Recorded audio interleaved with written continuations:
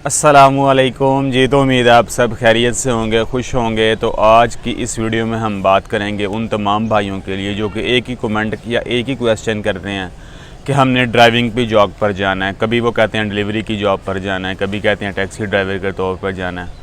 तो भाई वो तो डायरेक्ट आप नहीं जा सकते पाकिस्तान इंडिया से, लेकिन एक सोर्स मैं आपको बता देता हूँ। वो है गवर्नमेंट की वेबसाइट या गवर्नमेंट जॉब के लिए वो है माल्टा का पब्लिक ट्रांसपोर्ट अथॉरिटी या पब्लिक ट्रांसपोर्ट का इदारा। वो लोगों को हायर करता है बतौर बस ड्राइवर और दूसरी ट्रेड या जॉब के लिए। तो आप उधर आप अपना लक ट्राई कर सकते हैं, अपनी सीवी भेज सकते हैं, अपनी तफसीलात भेज सकते हैं।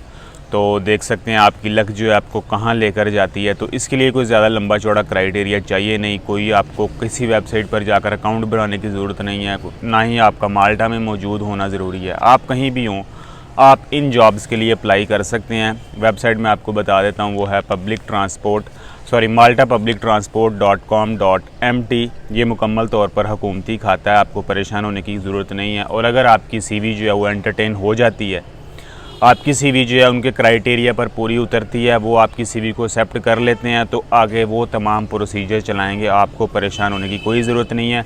हत्ता के 280 यूरो जो कि आइडेंटिटी माल्टा की फ़ीस है वो भी वो पे करेंगे, आपको पे करने की ज़रूरत नहीं है। अब उनको कौन कौन से बंदे चाहिए, वीडियो जो है थोड़ा तसल्ली से ध्यान से देख लीजिएगा ताकि आपका कोई डाउट ना रहे। मैं उनकी वेबसाइट पर भी आपको लेके जाऊंगा, वहाँ से भी आपको स्क्रीन रिकॉर्डिंग करके दिखा दूंगा कि क्या क्या बेनिफिट्स आपको मिलेंगे और उनको कौन कौन सी रिक्वायरमेंट हैं। सबसे पहले तो हम बात करते हैं, इनको चाहिए मैकेनिक, और मैकेनिक के लिए कुछ ज़्यादा तजर्बा नहीं है, 2 से 3 साल का आपके पास एक्सपीरियंस होना चाहिए। जस्ट आप अपनी सीवी जो है वो इस एड्रेस या इस ईमेल एड्रेस पर भेज सकते हैं। वो क्या है, HRD@maltapublictransport.com.mt। यहाँ पर आप अपने सिर्फ सीवी भेजनी है और कुछ नहीं भेजना। इसके अलावा इनको चाहिए कस्टमर केयर एजेंट चाहिए। और ये जो तमाम मैं आपको वैकेंसीज़ बताऊंगा, इनके लिए कोई माल्टीज़ बोलना ज़रूरी नहीं है, आपको इंग्लिश भी आती हो चल जाएगी। इनकी वेबसाइट पर यह लिखा हुआ है माल्टीज़ और इंग्लिश या इंग्लिश, ये नहीं लिखा हुआ कि माल्टीज़ एंड इंग्लिश, सिर्फ ये लिखा हुआ है माल्टीज़ और इंग्लिश। यानी अगर आपको इंग्लिश भी आती है तो भी आप इन जॉब्स के लिए अप्लाई कर सकते हैं, आपको परेशान होने की, टेंशन लेने की ज़रूरत नहीं है। तीसरे नंबर पर आते हैं इलेक्ट्रीशियन। ज़ाहिर बात है ऑटो इलेक्ट्रीशियन ही आएंगे, जो गाड़ियों के इलेक्ट्रीशियन है उनके लिए भी तजर्बा जो है वो 2 साल का मिनिमम होना चाहिए आपके पास। उसके बाद हैं पैनल बीटर, जो भी ये काम जानते हैं पैनल बीटर का। मुझे इसके बारे में कुछ ज़्यादा इन्फॉर्मेशन नहीं है कि ये पैनल बीटर क्या काम करते हैं, लेकिन जो इस फील्ड के होंगे उनको समझ आ जाएगी कि पैनल बीटर क्या करते हैं। सबसे अहम जो है वो बस ड्राइवर चाहिए। ख़ास तौर पर इनको बेनिफिट्स आम जो दूसरी जॉब्स हैं इससे थोड़ा ज़्यादा दिए जा रहे हैं। एनुअल जो है वो 600 यूरो का बोनस भी दिया जा रहा है। अब ये नहीं पता ये किस क्राइटेरिया के बिना पर दिया जा रहा है। प्राइवेट हेल्थ इंश्योरेंस दी जा रही है और बहुत सारे फ़ायदे दिए जा रहे हैं बस ड्राइवर के लिए। तो आप भी अगर बस चलाना जानते हैं, आपके पास लोकल लाइसेंस मौजूद है, तो आप ज़रूर अप्लाई कर सकते हैं। HRD@maltapublictransport.com.mt, यहाँ पर आप अपनी सीवी भेज सकते हैं।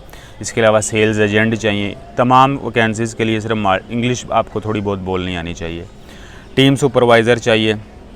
इसके अलावा HR कोऑर्डिनेटर चाहिए, इंश्योरेंस क्लेम कोऑर्डिनेटर चाहिए। ये तमाम वैकेंसीज़ खाली हैं इस इदारे या इस गवर्नमेंट अथॉरिटी को। तो आप अपनी सीवी भेजकर अपना लक ट्राई कर सकते हैं। और मेरा ख्याल है अब आप बस ड्राइवर ये वो इस मिथ से बाहर आ जाएं।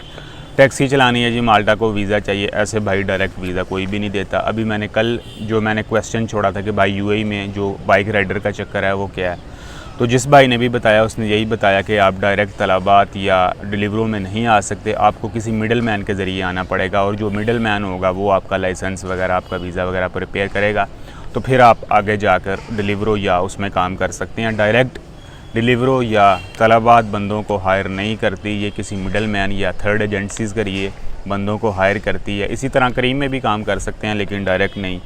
लेकिन ये जो मैंने आपको बताई हैं ये सारी डायरेक्ट आप उसमें जाएंगे, हत्ता कि वो आपकी फ़ीस भी पे करेंगे। आपको ये भी परेशान होने की ज़रूरत नहीं है कि यार मेरे पास पैसे कोई नहीं है। अप्लाई करें, आप एंटरटेन हो जाते हैं, आपका इंटरव्यू हो जाता है, वो खुद पैसे जो है वो पे करेंगे, परेशान होने की कोई ज़रूरत नहीं है। और एक क्वेश्चन जो है वो ज़्यादा भाई कर रहे हैं कि यार एजेंट हमें यही बोल रहा है कि आप UAE आ जाओ तो मैं आपका जो वीज़ा लगवा देता हूँ माल्टा का, हमारे पास अप्रूवल लेटर आ चुका है लेकिन CVU नहीं है। भाई वो एजेंट जो है मुकम्मल तौर पर झूठ बोल रहा है। CVU के बगैर UAE जाना बेवकूफ़ी है, आपका टाइम ज़ाया होगा, पैसे भी ज़ाया होंगे और एजेंट का तो कुछ भी नहीं जाएगा, वो बाद में कोई और बहाना करके आपको जलील मज़ीद करेगा। एक और क्वेश्चन आता है भाई का कि हम मलेशिया से माल्टा जा सकते हैं कि नहीं जा सकते। जी बिल्कुल जा सकते हैं, मलेशिया से क्यों नहीं जा सकते। हाँ ये ज़रूर है कि इस वक्त प्रोसेसिंग नहीं हो रही किसी और कंट्री में, लेकिन ये है कि आप अपने डॉक्यूमेंट्स वगैरह प्रिपेयर करें, कोई एम्प्लॉय ढूंढें। डॉक्यूमेंट्स वगैरह जब प्रिपेयर हो जाएंगे, 8 से 9 माह का अरसा होता है ये सारा, तकरीबन 10 माह का भी हो सकता है। तो इससे ये फ़ायदा होगा कि जो ही हालात बेहतर होती हैं आप किसी और कंट्री में जाकर विज़िट वीज़ा पर अपने डॉक्यूमेंट सबमिट करवा सकते हैं। इस वक्त नहीं, लेकिन आप प्रोसेस शुरू कर सकते हैं चाहे आप कहीं भी हैं।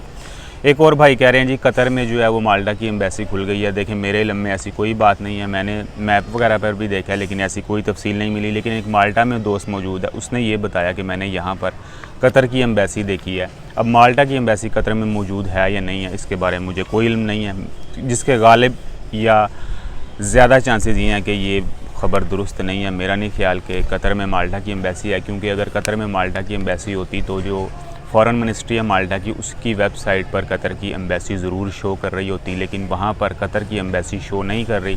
तो ज़्यादा चांसेस ये हैं कि कतर में फ़िलहाल माल्टा की एम्बेसी नहीं है। माल्टा में कतर की एम्बेसी हो तो इस बारे में एक दोस्त ने इन्फॉर्म किया, कन्फर्म मुझे भी नहीं है। माल्टा का वर्क परमिट पाकिस्तान से अप्लाई करना हो तो क्या रिजेक्ट भी हो जाता है? जी बिल्कुल रिजेक्ट हो जाता है, ये तो उनकी मर्ज़ी है किसको अप्रूवल लेटर जारी करना किसको नहीं करना। लेकिन तकरीबन मेजॉरिटी केसेस जो हैं वो उनको अप्रूवल लेटर मिल जाता है, बहुत कम चांसेस होते हैं रिजेक्ट होने के। और ये बाज़ औक़ात आपके एम्प्लॉयर पर भी डिपेंड करता है, अगर उसके पास कोई वायलेशन ना हो या उसने कोई डॉक्यूमेंट ना कम सबमिट करवाया हो तो ये चांसेस भी होते हैं। लेकिन ओवरऑल मिल जाता है, क्योंकि उन्होंने 280 यूरो फ़ीस ली होती है तो वो कम से कम अप्रूवल लेटर तो जारी कर ही देते हैं। हाँ ये आता है, वो बहुत कम चांसेस होते हैं कि रिजेक्ट हो जाए या उनकी तरफ से कोई जवाब ना आए, लेकिन 6 महीने का अरसा कम से कम वो लगा देते हैं ज़्यादा से ज़्यादा। वैसे तो उनका यही है कि 8 हफ़्तों में जवाब आ जाएगा, लेकिन 6 महीने भी बाज़ औक़ात लग जाते हैं। अभी का पता नहीं है, लेकिन अभी तो यही कह रहे हैं 5-6 दिन में अप्रूवल लेटर आपके हाथ में आ जाता है। तो पहले ज़्यादा टाइम लग रहा था। तो ये अगर रिजेक्शन का चांस भी होता है, हो सकता है वो आपको रिप्लाई ही ना करें। तो ये एक और भाई कमेंट कर रहे हैं जी भाई से दुबई से करंतना करने की या क्वारंटाइन करने की ज़रूरत है माल्टा जाकर। ये तो उन पर डिपेंड करता है आपको करवाते हैं कि नहीं, लेकिन अगर आपके पास यूएई की अप्रूव्ड अल हुसन ऐप में आपका स्टेटस जो है वो इम्यून आ रहा है, तो या आपने दुबई से वैक्सीन करवा रखी है, यानी यूएई में पूरे में कहीं से भी वैक्सीन करवा रखी है, वो कोई इशू नहीं है। एक और भाई का कमेंट आ रहा है जी दुबई से माल्टा जाएं तो क्या क्वारंटाइन करने की ज़रूरत है? मैं पहले भी बता चुका हूँ भाईजान, 3 वैक्सीन जो है इनकी 2 डोजेज़ अगर आपने लगवा रखी हैं यूएई के अंदर तो फिर आपको क्वारंटाइन की ज़रूरत नहीं है। 3 डोजेज़ कौन सी हैं? वो 2 जो हैं, 2 एस्ट्राज़ेनेका लगवा रखी हैं, क्वारंटाइन करने की ज़रूरत नहीं है। 2 फाइज़र लगवा रखी हैं, क्वारंटाइन करने की ज़रूरत नहीं है। 2 मॉडर्ना लगवा रखी हैं, क्वारंटाइन करने की ज़रूरत नहीं है। 1 जॉनसन लगवा रखी है तो क्वारंटाइन करने की ज़रूरत नहीं है। 1 लगवा रखी है इनमें से जो मैंने पहले 3 बताई हैं, अगर 1 मॉडर्ना की लगी है क्वारंटाइन करना पड़ेगा। 1 एस्ट्राज़ेनेका लगी है क्वारंटाइन करना पड़ेगा। 1 फाइज़र लगी है क्वारंटाइन करना पड़ेगा। 1 जॉनसन लगी है क्वारंटाइन नहीं करना पड़ेगा। ठीक है, अब मेरा ख्याल है आपको समझ आ गई होगी। सिनोफार्म लगी है क्वारंटाइन करना पड़ेगा। साइनोवैक लगी है करना पड़ेगा। स्पुतनिक लगी है करना पड़ेगा। बस जो 3 वैक्सीन है उनकी 2 डोजेज़ 1 जॉनसन की लगी हो तो फिर क्वारंटाइन कहीं नहीं करना पड़ेगा। बस सिंपल और सादा सी बात है। चलें सही है, वीडियो का अख्ताम यहीं पे करते हैं। अपना ख्याल रखिएगा, टेक केयर।